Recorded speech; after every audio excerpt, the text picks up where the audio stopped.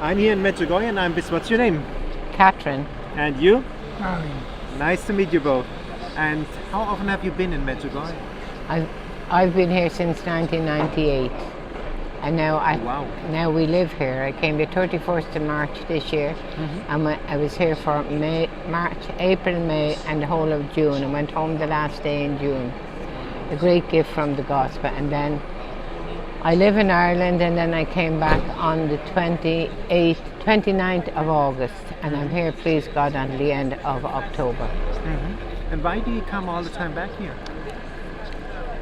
Because I have two homes. I have a beautiful home in Ireland. I'm 5 minutes from the sea. I live in Skerries, and it's beautiful. I have a home, an apartment here, a gift from the gospel, and this is my first home. Wow, unbelievable. And what happened here in Medjugorje for you? Well, when I came here in Medjugorje, I got really, really upset. I came over in 1998 and I had my short shorts and my bikini, and they all drove me mad. And I was here, I think, for 3 days, Saturday or Friday, and on the Tuesday morning I stood up in the pension where they were all having a tea and said they all drive me mad, right? Because all they had was religion, stuck up their bum, but that's not the name. I said the other name, they drove me mad. I started crying and sobbing. Get me out of this place in the morning, I'm going home. They're all mad here. And they were getting up, excuse me, at 4, the group was getting, I was on the group on my own, my first time here. There was a group there and they were going up the mountain the next morning. They were my friends from Skerries, and I wouldn't even look at them, but I said I might as well go to the mountains because I was a hill walker. So went over to the mountain, and because I'm a hill walker, I was up the mountain the very first, and I was so angry, really angry. My language was like a fishbowl. My language is horrible. Really horrible. And I went up that mountain and I put my hand against the cross, and when I put my hand against the cross, I looked around and I said, oh my God, this place is beautiful. I got this piece from my head way down, all the way through me, a beautiful, beautiful piece. And before I got off that mountain, I was booking for the next year. And to go into Holy Mass, I had to go into the shop and buy a scarf and put it around me because I couldn't go into I had no clothes to wear into Mass. Excuse me. I knew nothing about Medjugorje when I came. I knew nothing about Our Lady appeared in here. I thought I was going to Torremolinos or Spain or somewhere else like that. Anyway, I got a great conversion up on top of the mountain. I didn't open my heart to Our Lady. She opened my heart and she took me. And now I've been in the School of Mary. I've come out with top honours out of the School of Mary. One of our best pupils. I love her to bits. She loves me to bits. She's my whole life. And now I'm starting my Masters with Our Lady. She's beautiful, she's with me. She's bringing me to her son, she's brought me to her son, but I still have a long way to go to her son. And through her son, please God, she will bring me to God the Father, who loves me dearly and made me and created me. And I am lovely because he made me and he created me. Now my story with my son here, with Darren, is it's Coffin-Lowry syndrome, very, very rare condition, really rare condition. And he was walking until he was 13. The professor in Ireland, in the hospital in Ireland, explained his condition in simple language. Coffin-Lowry syndrome. In the females, they have 2 genes, and one of the genes goes bad, so they've this good gene left. So this good gene kicks in for the bad gene. So the females do not go into a wheelchair, and they can live a long life. They can live till 70 or 75. But In male, they only have one of these genes, and when the gene goes bad, they've nothing to take over. So Darren, I was in the supermarket with Darren when he was around 13, and I was shopping with him, and next thing he just kept falling. I didn't know what was wrong with him. He couldn't stand. I got an awful shock. I don't know how I went out of the supermarket. I lifted him up in my arms. I don't know how I did it. There was a church across the road from the supermarket at home, and I brought him there. And to this day, when I think back, I don't know. I'm only 5 minutes from the church, but I don't know what I did in that 5 minutes. I don't know how I got home. I don't know who brought him home. But anyway, I brought him in, and he couldn't go out. He wasn't standing. He wasn't doing anything. He was just sitting on the ground. So in the end then, after loads of consultations with everybody, he was to go into a wheelchair. Now I was a bit nervous saying, oh my God, my friends, when they see me pushing Darren. It was brilliant. The wheelchair was brilliant. It opened up a new life. It meant that I could go out and I could put him into the wheelchair. And it was really brilliant. So I brought Darren over here. He was over here before he was 13 walking. He walked up the big mountain when he was with Philip, before he was 13, when he was about 9 or 10. And I brought him over here with the group. Then, when he was in the wheelchair, I brought him on my own. Me and Darren on our own in the wheelchair. I brought him over for 10 years, wheeling him in a wheelchair here all the time. And people was looking at me saying it's very hard. It wasn't a bit hard. I wasn't wheeling Darren in the wheelchair. It was our lady that was doing it. Two of us travelled on our own. We live on our own now. I don't have any money. I lived in a working class area for 19 years in Dublin, in Clondalkin. My mother gave me scaries.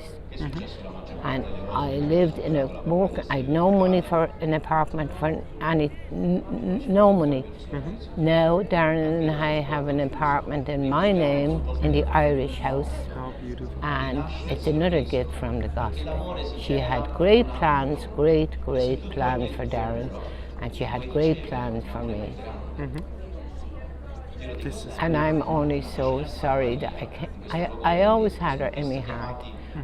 But I came to her so late. I came to her when I joined her school. So that's the story. Everybody knows Darren because I had him in here in 10 years in a wheelchair. But Darren loved Jesus. Darren loved her. Darren talks at night time to Jesus. He absolutely loves Jesus, and he loves Our Lady. And he has this magnet. He draws people to him. And I used to say, why are they coming to Darren all the time? But now I know Darren has the Holy Spirit and always had the Holy Spirit in him. And they all come to Darren. And of course, on 2016, I was here. I think I came in April, May and June. And April I was up the 2nd of June at Mariana's apparition. And I was up there. Yes. The 2nd of June I was up at the 2nd of April I was at Mariana's, and she was talking to him when she'd go up because we were with the wheelchairs and the lads was helping us. 2nd of June and the 2nd of April and the 2nd of May I went up and I got help. And the 2nd of June I was going home on the 7th of June, and I turned around and said, I'm not going to the apparition tomorrow. I'm going to stay in bed. It's a bit much pushing him through the field. I just had that stupid idea. Anyway, I woke up at about 6 in the morning and I jumped out of bed and I said, Darren, come on, we're going to the apparition, to Mariana. So I dressed him and pushed him, played with him and pushed him through the fields on my own, right over him. When I got to the end, the guys took him and brought him right up to where all the wheelchairs are and put him in at the side, and we put him in at the side. So at the apparition, Mariana walked up and it was all people, and she smiled at him and smiled at me because she knows me, because we never miss an apparition. After the apparition, I knelt down. I was really praying to Our Lady. And after the apparition, Mariana came down and she came straight over to him and she gave him a slap on the cheek and she said, "Are you still here?" And what did she say, Darren? What did you say? I love him. Yeah. And what did she give you? It's a bit hurt. She said, "Are you still here?" And then she gave him a big hug and he was wrapped around her. The two of them were wrapped and I put my hand on her back because she's a visionary. And they were there for a while, hugging one another, and next thing Mariana lifted her head and looked right at him and said, "I have something for you, Old basic. just for you, only for you." She emphasized that and she looked Oh, right basic. into his eyes. She looked right into his eyes. She says, "I have something for you, Old just basic. for you." Yes. And she said, and it's not a pair of rosy beads. We used to get a pair of rosy beads. She'd have it for all the people. And she put Old that basic. and she put that bracelet on his arm, and it's an old bracelet. And it has never come off his arm. No. Old. And Old basic. I never took it off. That's the bracelet she gave him. Now, I skipped back with the wheelchair, delighted with myself that I went. Saw people and said, "I'm delighted Mariana was with Darren, you know, blah, blah, blah." And then I went into Mass and said the same thing. And then I went over to Victor's and said the same thing to people sitting at the table.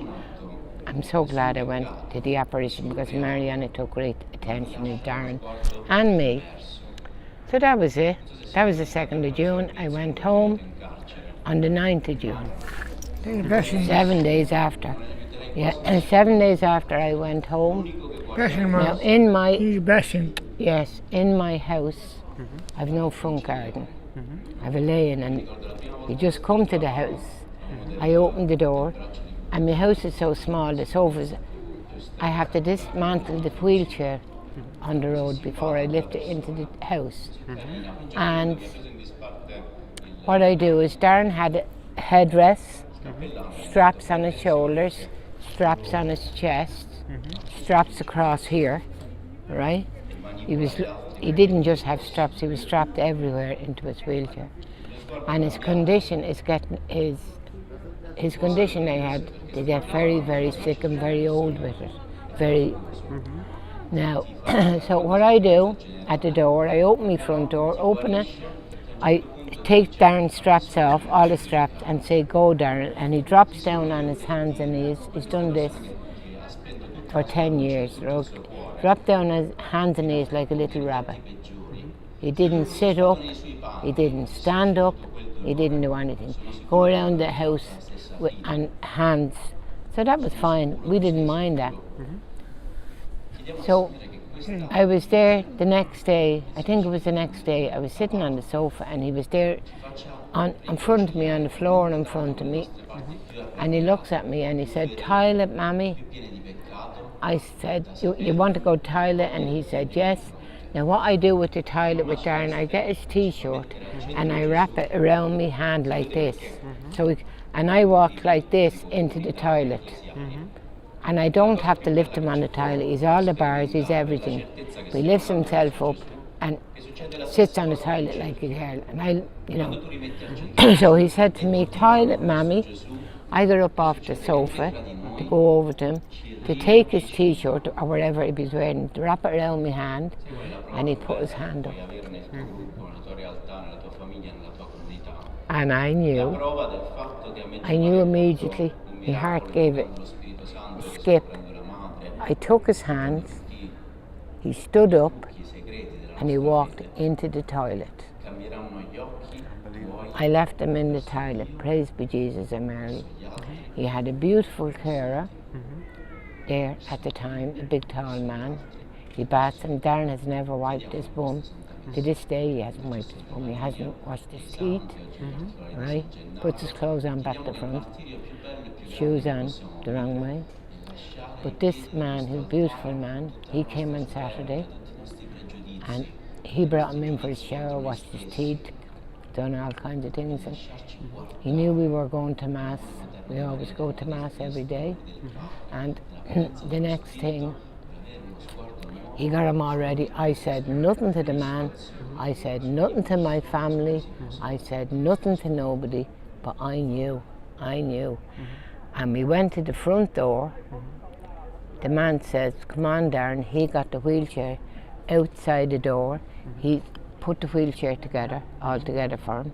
He has the wheelchair facing the door, and what he usually do is take his hand, when he gets up, his two hands, and half lifts him into the wheelchair. Darren went over to him, and he still does it to this day. He's still, even in the apartment, on his hands and knees sometimes, and that's fine, right? But he went over on his hands and knees to him, and his 2 bars at the door, and he took hold of the bars, and he stood up, and the man got an awful fright. He went to grab him, and I done that to the man. Stop. Don't do anything. No, I didn't talk. I just done that to stop him. And he stopped, and he looked at me. Darren was holding the 2 bars. He let one of the bars go. He put his hand on the wheelchair, on the bar of the wheelchair, the back of the wheelchair, you know, the bar for pushing. And then put one foot out, put the other hand on the other side of the wheelchair, put the other foot out, and wheeled his wheelchair up my lane. Wow. And it went like that. Now he has little, we call them wobbles. Wobbles. He goes down for a few minutes, not a few minutes, it goes down for a few seconds. It's out of his control and out of my control. That's with our Lord and Jesus. And he gets up then after that, and he'd walk with me from here to Galway if I'm holding his hand. Now, each year that I come over to Medjugorje with him, he's walking on his own. I had him over at the Blue Cross, and he walked nearly all the way. He's walked to the Blue Cross and walked home to the apartment. You know, you have to have plenty of time with that. You just be walking a bit slow. Praise be Jesus and Mary. And now I have to do my masters.